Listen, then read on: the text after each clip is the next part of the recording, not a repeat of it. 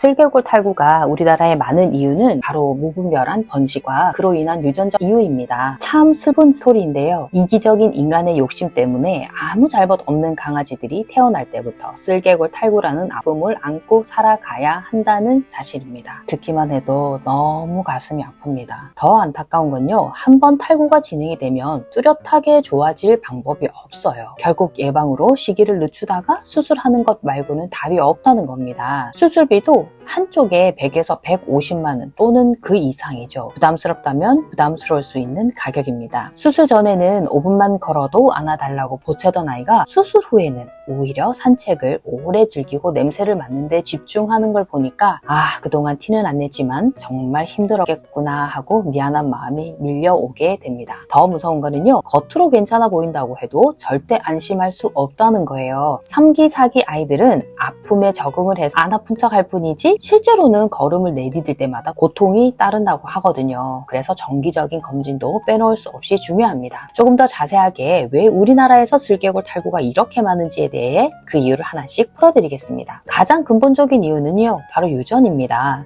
우리나라에서 소형견들이 슬개골 탈구가 많은 이유는 결국 번식 구조에서 비롯되는데요. 여러분 한번 생각해보세요. 작고 귀엽게 생긴 강아지를 선호하는 문화가 강하다 보니까요, 번식장에서는 더 작고 더 예쁜 아이를 만들기 위해서 무분별하게 교배를 시켜왔습니다. 이 과정에서 이미 슬개골에 문제가 있는 모견이나 부견이 계속 새끼를 낳게 되죠. 결국 그 유전적 문제가 대물림 되는 겁니다. 강아지의 무릎은요, 사람과 비슷한 구조입니다. 이 대퇴골과 정강이뼈 사이에 작은 슬개골이라는 뼈가 있는데요. 이 뼈가 제자리에서 벗어나 빠지게 되는 게 바로 슬개골 탈구죠. 원래는 홈이 깊어서 이 뼈가 잘 고정이 되어 있어야 하는데 소형견을 자꾸 작게 만들다 보니까 이 홈 자체가 얕아지는 겁니다. 뼈가 얕아지고 관절도 약해지니까 작은 충격에도 쉽게 빠져버리는 거죠. 이건 단순히 생활 습관 문제가 아니라요, 태어날 때부터 안고 오는 문제입니다. 강아지를 더 작게 라는 인간의 욕심이 결국 아이들의 무릎 건강을 빼앗은 거예요. 두 번째는요, 바로 우리나라만의 소형견 선호 문화입니다. 한국은 아파트 생활 비중이 높습니다. 그러다 보니까 대형견보다는 푸들, 말티즈, 치와와 같은 소형견을 훨씬 많이 키우게 되죠. 통계만 봐도 우리나라 반려견의 대부분이 소형견이에요. 문제는 바로 이 소형견들이 슬개골 탈구에 취약하다는 겁니다. 큰 개들은 뼈가 굵고 안정적인 반면에요, 작은 개들은 구조적으로 무릎이 약할 수밖에 없어요. 결국 우리나라에서 소형견을 많이 키운다는 사실 자체가 슬개골 탈구 비율을 높이는 큰 원인 중에 하나가 됩니다. 세 번째는요, 바로 이 생활 환경입니다. 한번 우리 집을 떠올려 보세요. 마룻바닥, 대리석, 타일 대부분 미끄럽죠. 아이들이 하루 종일 이런 바닥에서 뛰어다닌다면 어떤 일이 벌어질까요?